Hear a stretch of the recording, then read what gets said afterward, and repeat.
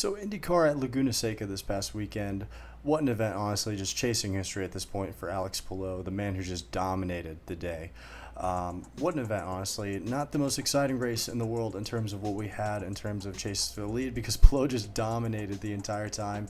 We had a few different leaders. Nolan Siegel led for a little bit, still needed to pit. Will Power led for about a lap and still needed to pit. Great to see for Nolan, by the way. Just be able to get that experience a little bit. But for Alex Palou, just what a day, man. I mean, what more can you really say about him at this point? Dude's just been absolutely on fire, killing it, dominant, chasing history at this point. He has 8 wins right now. Chasing AJ Foyt's historic season with 10 wins. So, I mean, what more can you really say at this point? I feel like everyone has said anything they can at this point. It just continues to amaze us that he's just still going at this point. Was really dominant throughout the day, had a really large gap to second.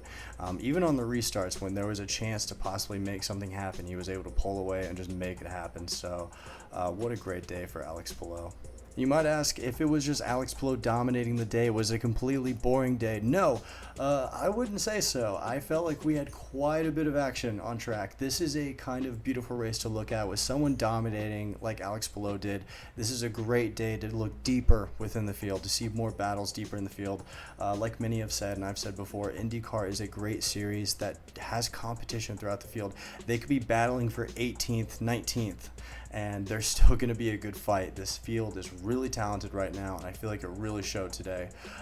We also had some crazy moments in this, quite a few cautions. I mean, early in this race, lap number 1, it was crazy. Connor Daly, Robert Schwartzman just spinning off into the dirt. Laguna Seca, a very tough track, so a lot of drivers going a little wide, sliding off a bit. And then Felix Rosenqvist and Kiffin Simpson just have a big crash. Both set into the tire barrier. Sucks to see for Rosenqvist, who had a really cool car this past weekend with the Grateful Dead car. This guy is just killing it on liveries this year. I mean, the Black Sabbath one, the Grateful Dead one now, the Creed one earlier in the year. If we can just keep this theme going with Felix, that'd be great. But in terms of what happened on the racetrack, sucks to see for him, honestly. Was able to rebound. Kiffin, unfortunately, was out, so got that podium last week for Kiffin Simpson, but just not able to pull it together this week. Like I said, on the restarts, it's pretty much Alex Palou just carrying it. Christian Rasmussen, also early in this race, was someone I was looking at who was making some wild moves. The wild man on the track. Sometimes works out well, sometimes it doesn't. But, he's getting extra confident lately, which you love to see. Second caution came out of the day when just Jacob Abel was just spins and smacked the tire barrier. Went really wide, and I'm still kind of unsure on the broadcast. James said it could have been a throttle pedal issue or possibly a brake issue is what I kind of thought, but probably throttle. I'm going to take the former driver's word on that, but just a weird issue for Jacob Abel, so unfortunately another DNF for him in a season that's been just really up and down so far, just needing that experience, and just unfortunately loses it today. And then later in this, Renus just got completely bumped off the track by Kyle Kirkwood. Also another weird incident where it's kind of a situation where I'm like, did Renus brake a little early? Kyle just kind of anticipating a little too early, gets into the back of him trying to go into the inside. So that really sucked to see for Renus. And then Kirkwood also got a penalty for this, got to stop and go. So that brought out our third caution of the day. And we had another restart where for right now, Nolan Siegel was able to take the lead for a little bit and just kind of gain some experience, like I said earlier. Great to see for him. I mean, obviously he had a pit, so he wasn't actually contending for the race lead. But it's good to get that run in the front, kind of get that chase from Alex Palou behind you, being able to kind of boost that confidence a little bit. I mean, that's what he needs in that 6 car, just building and building that confidence. And then Laguna, someone I was looking at early. I mean, what a day for Laguna and Prema. I mean, moved up 20 spots, was running in the top 10 all day, and was just absolutely killing it. And then we had about 20 to go as we just got deeper into this. Palou obviously just running away with this, so the best fight to look at was going to be Colton Herta and Christian Lundgaard. Lundgaard with more used tires, Colton Herta with a bit of a newer set, so it was going to be the same on fuel. It's just going to be who is going to be able to take advantage of those tires. Christian Lundgaard, though, was holding on really well. I thought Colton was possibly going to be able to get him a few times for that second position, but just Christian just holding on. And then we had one of the oddest moments of the race that wasn't even a driving thing. It was to do with the officiating, which was kind of weird all day. Some of these cautions coming out later. This one especially so, as we had our 4th caution with Marcus Ericsson went too high into the dirt and just spun at the top of the hill. A complete blind spot for the drivers. And this thing stayed green for so long, even though there was a local yellow. The guy just waving the flag, man. And even the broadcasters were confused. They're like, why isn't there a caution? This is extremely dangerous. I want to say it was like a minute and a half before a caution eventually came out. And honestly, if there's anything to bitch about today, it's that. That's absolutely ridiculous.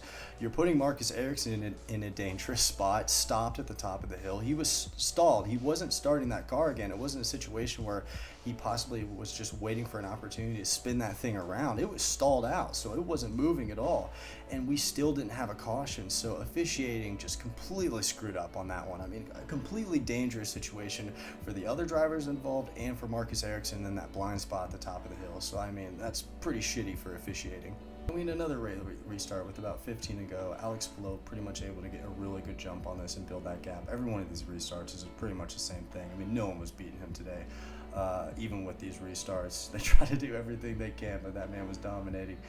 Colton Herta tried with that tire advantage, but could not quite catch up to Christian Lundgaard. They had a really good battle, though. Nolan Siegel had a really good save at the bottom of the corkscrew. He kind of made contact with Louis Foster, spun and saved it. Same can't be said for Santino Ferrucci, though, who spun at the top of the corkscrew, bringing out another caution. Sucks to see for him, though, because, you know, he had that crash last week in the warm-up at Toronto.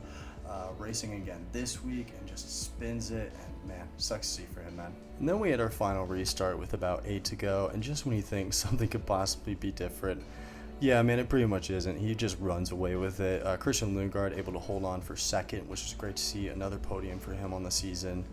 After struggling a bit last month, able to pull it together in the last couple of races. Colton Herta still a really good day, able to get third, and then Scott Dixon got fourth. Great to see for him. And then quite a few other decent stories from this. I mean, Callum Ilott for Prema started in 24th, able to move up to 6th. Even though he was a little wild on the day, I still like to see Christian Rasmussen get another top 10. Started in 11th, able to jump up to 9th. Could have been better, had a few slip-ups, but still top 10 finish. Like we said just a second ago, Scott Dixon started in 19th, able to get up to 5th. And then Christian Lundgaard, man, able to get that podium. Started in 7th and got up to 2nd. Great day. Overall, honestly, I feel like it was a really good day for IndyCar, and especially seeing the crowd. I mean, the crowd there was just absolutely crazy. These last couple of races, I feel like the crowds have really shown up, especially after the piss-poor attendance at Iowa. Things have just gotten better for IndyCar, and I feel like things will continue to be. I feel like IndyCar is in a good spot right now, honestly. Especially with the limited things we have right now, like waiting for a new car, people being upset about the hybrid. I feel like things are getting better with the hybrid, though, in terms of the competition in the field. But I feel like it may be slow, but I feel like things are starting to go on an upward trend. I mean, I know one guy has pretty much dominated the whole season, but I mean, it's been historic. And you've had some really good moments this season, especially with the rise of open wheel racing in America right now, with the love that Formula One's getting. I feel like this would be the perfect time for IndyCar to branch itself out more and to kind of gain that audience, especially the younger audience that's getting into motorsports right now. This is the perfect time to capitalize on that, honestly, for IndyCar. A great product, a great racing product that has a lot of parity and a lot of good drivers in the field, and one of the best fields it's had in a very long time. Honestly, just a decent weekend for IndyCar. I know some might describe this race as boring, but I think there was still some good things to take away from it. So honestly, things are just looking better, and Laguna Seca is such a cool track, so what can you not like from it? But yeah, looking ahead to Portland, we got 3 races left: Portland, the Milwaukee Mile, and then the finale at Nashville. Portland last year just absolutely dominated by Will Power, so we might just see another dominant performance by Palou or someone else again. Just kind of remains to be seen, so I'd be curious to hear any thoughts about that down below.